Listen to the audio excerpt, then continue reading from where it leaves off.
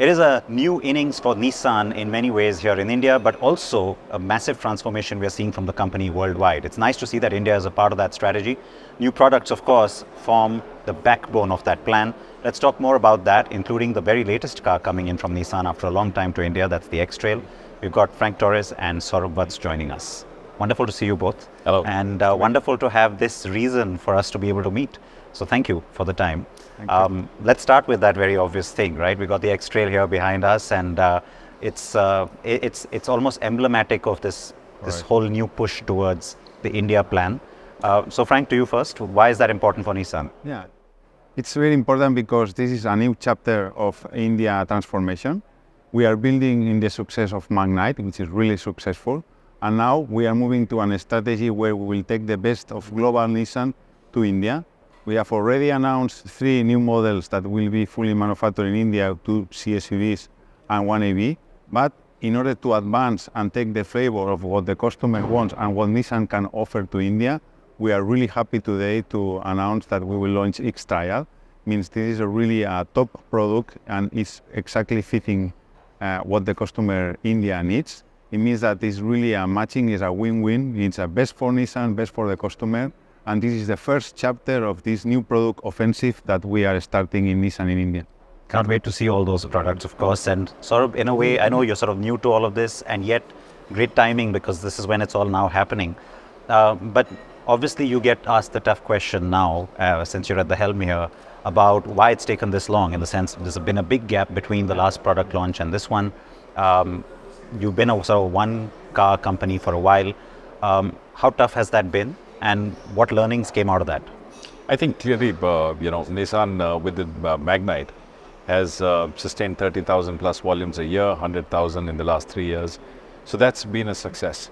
Based on that success story and the entire new ARC strategy now that Nissan has, India is a key focus market. And that's where I would say that the product offensive is coming back. And the belief that the Indian market can deliver is clearly there based on the success of the Magnite.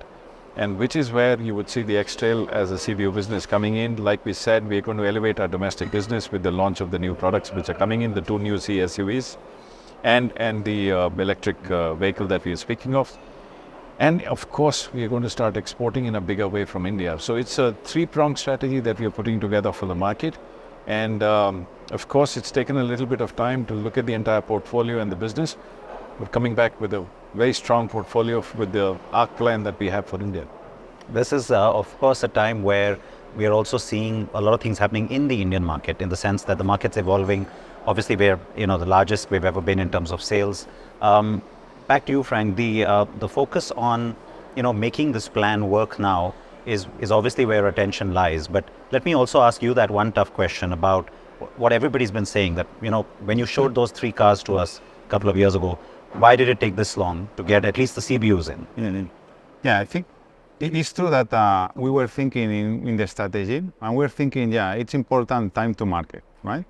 But in the other side, we say, but we cannot fail. It means that we need to ensure when we will came, we will came with the right product. Yeah. And until now, we were thinking more, okay, which product we have which is good for export, let's do it. And then if it's good for India, we'll try. Then we shift totally the strategy and we say, no, first, let's ensure, like Magnite, we have a right product for India, but this will take time. What we want to do, what is our choice? Our choice was clear. We will manage this transition with Magnite, because if we didn't have Magnite, this was not possible. No brand can support with one car, except if this car is successful, and Magnite is really successful. Based on this, we decided, okay, it's better we wait a bit of time. It's better we secure our steps. And on this time, we are developing really strongly the CSUVs and the EV. And in the meantime, let's show what we can do. Let's scale up our Magnite, which soon will come new facelift. And then on top, let's show our CBUs. This has been our call. It's not a delay. It has been our call. We could do it before. But before maybe was not the right strategy and was not sustainable. And we don't have more choices. Now is the time to ensure this strategy will be sustainable and profitable.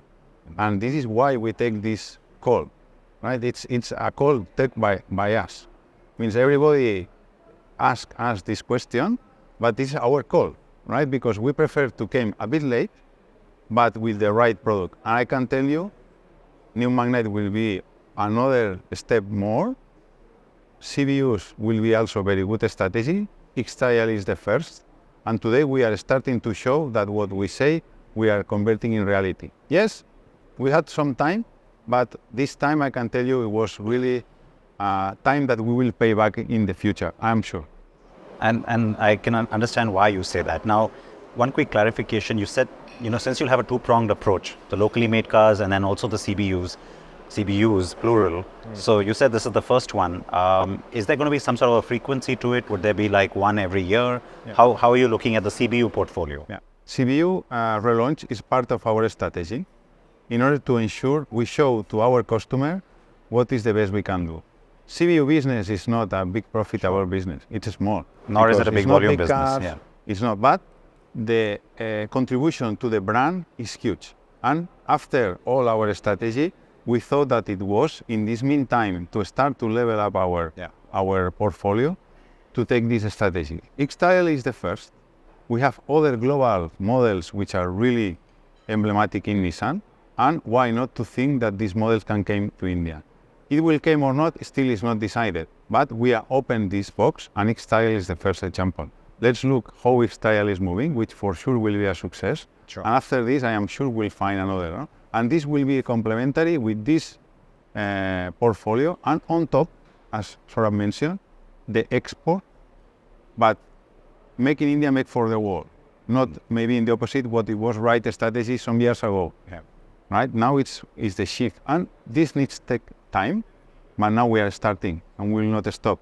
In the arc period 24 to 26, our offensive of products will be important, and all taking the best of Nissan in India, but also demanding or replying what the customer of India needs. The CBUs could be EV as well as ICE. Like you're open to both We options. have CBUs, we can be any flagship we have. And Nissan, we are leaders in SUVs, we are leaders on EVs. It means that any car can be. We have very good examples of global cars like X-Style, we have other cars like Patrol, other cars like Aria. Means these are global cars, but still it's not decided, but why not to think that it can be an option. Now we reopen this, and we were really making which is the best choice, and we have decided best choice is X-Style, which is really taking best of Nissan, really a premium design, plenty of feature, means we are really, really happy with this X-Style to be the first. Now, Saurabh, of course, I'm sure you'll have a lot to say about what could be the next CBU. But let's come back to this point about the Magnite. You mentioned today in your presentation, both of you did, about how it's going to go to 40 countries now. There's going to be the left-hand drive version as well that's gotten developed, and it's coming, I'm guessing, with the facelift. The importance of that from the point of view of not just how well it has served you over the last two or 3 years, but also how it's going to serve you in the future. That's important to the success of this plan, the ARC plan? Obviously, I mean, Magnite is a successful product at the moment. It needs to be rejuvenated, and that's what we're going to do. And you want a bigger success from it. And we want a bigger success with that, more global. Yeah. And like Frank just mentioned, it's a proven success in India, and now we want to take it in a bigger way across the world, and which is where obviously it's going to go from 15 countries to 40 countries in times to come. And that also means that we are bringing in that quality levels, those perception about the product which is going internationally to the domestic market as well. Because customers perceive what is going abroad is obviously good in quality, and they will see that. And they will see the transformation that we're going to do on the Magnite as well in times to come. And that's going to be a living proof of one car which is turning out to be a global product.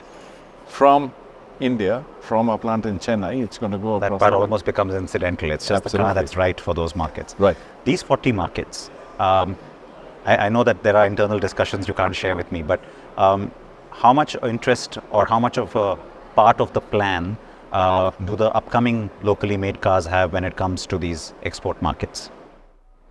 Yeah, as I say, important when we thought on the strategy, it's key that we have to ensure that the investments we make are paying back through the volume, right? Nissan today, it's a fact, it's not a big player in the India market, but we have a space, right? Now, If we join together with our partner Renault, this is still has more sense that we develop, and in fact, the two SUVs and EV are common alliance car, right? And on top, if we don't add the export, the volume is not enough to justify the investments, right? Means this is mandatory for us, right? And this is exactly what we are doing with Magnite, right? And this is the step and the strategy we need to follow. X-Trail is a good example. All the life, 7.8 million sales in X-Trail in the 4 generations, right? Means there is no secret. If you have a car with a small volume, yeah, that's true. I think I'll tell you why I was asking this question, because to be fair, in the past as well, the Alliance products have been exported from India and they have been shared as well. Yes. But you seem to be more aggressive now, where you go from 15 to 40 markets. Yes. That's what I meant. Like, would you be as aggressive now with these new products as well? yeah, of course. As I say, good news is the customer of India is very demanding, enough to ensure that the car that is equipped for India can be exported to other regions. The past was a bit different. Now it is clear. Now, in the past was more Europe customers. Now it's more Middle East customers, South Africa customers, Africa customers. Means this is really open door which we can do if the products are really good, no? And it's clear for us, no? The car should be very good for India, and as a consequence, good for export, not in the opposite. And you're opening up left-hand drive. I mean, that's a whole new ball game now. Exactly. Okay, so 2 quick points before we wrap up. One is about the learning in the last 2 or 3 years. You mentioned something very interesting in your presentation, where you said that you've almost kind of gone back to the drawing board. You're almost rethinking India from scratch again. What is the kind of feedback you pick up when it comes to electrification? That's one. And second, about still not considering diesel. So if both of you would like to expand on that for me. I mean, maybe you want to take the diesel question. I think I'll take the diesel question, you take the EV question. So go ahead with the EV, I'll answer the diesel. There is Not EV necessarily, could be hybrid too. No. Yes, but, of course, electrification. It's clear. No? There is a studies that says that in 2030, almost 25-30% of the market will be EV in India. Okay? This, we need to watch, right? In Europe, it's more or less this percentage of market share, but it took almost 15 years. Yeah. Of course, India is faster than Europe, for sure, right? But we need to make sure. But for sure, EV will play important role in India, right? And the transition to EV, hybrid always will help. Now, today, between hybrid and EV, it's around 4% market share. 1% EV, 3% maybe hybrid. Still not big, right? Means still is not the time to take this technology here. Of course, on top, on EV, we have the regulations which we need to follow, like CAFE, which of course EV will help on this, no? It means if we combine all of this, for sure, we will be here with EVs, and for sure we are studying the future EV, and for sure, the future EV will means fully localization, it means battery, everything. Means there is no question. We cannot make a EV just CBU. Absolutely. It cannot be. Yeah. And would you, this talk about government maybe incentivizing conventional hybrid as well. How closely are you watching that? I think all the OEMs are watching that very closely. We've heard some news in a few states what's happening, but I think all OEMs are watching that very closely. And to go back to your point on diesel, I think. But could you react quickly to that? Like this, the compact SUV that's coming, would you be able to do a regular hybrid on that? I think for I know the Nissan has compact the SUV, technology, like Frank said earlier, and like we've said it earlier, the capability in terms of technology exists with Nissan. Now what we need to do is look at what comes first in terms of what is relevant for the market, look at the policies and procedures and kind of keep marrying that along the way as we go ahead, because this is going to be a very tight maneuver because there is no long-term policy which is clearly defined. Unfortunately. And that's unfortunately, and that's exactly where diesel is falling in. Yeah, so diesel. So, I mean, if you remember, diesel was almost 60% of the market some years ago. Not so long ago. It's not so long ago, and it's entirely flipped. Yeah. Plus, now you have restrictions on life of ownership of diesel vehicles, which is all kind of changing the paradigm, which is kind of going against diesel.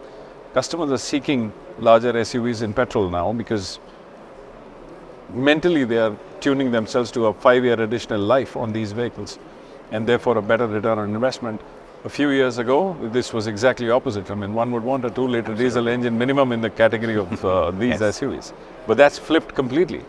So it's changing very quickly, and that's why when we say it's going to be a customer-led strategy, that's important. So when Frank is saying that it took us some time to, kind of look at and frame the entire thing, that was one big question. What do you put on the table? So when you go back to the customers, interestingly, customers are very, very, very vociferous at this point in time that we want an ICE. We are putting money on the table, but we want an ICE. They want to see And we value. want- yeah, and we want a gasoline because it's going to give us life on the car. All right, so lots to expect. Your dealers must be excited about Dealers are this pretty new model. excited. They've seen the portfolio. They've got glimpses of the portfolio of what's coming in. They've seen the plan that Frank has shared here. They're privy to a little more right now. I'm sure. and it's creating the excitement in the network right now. Interesting part is that we've had these almost about 75 plus partners who've been consistently with us, and we've added more. Yeah. More are wishing to come in, which is good news for the Good brand. sign. Yeah. No, it's great. Exciting times.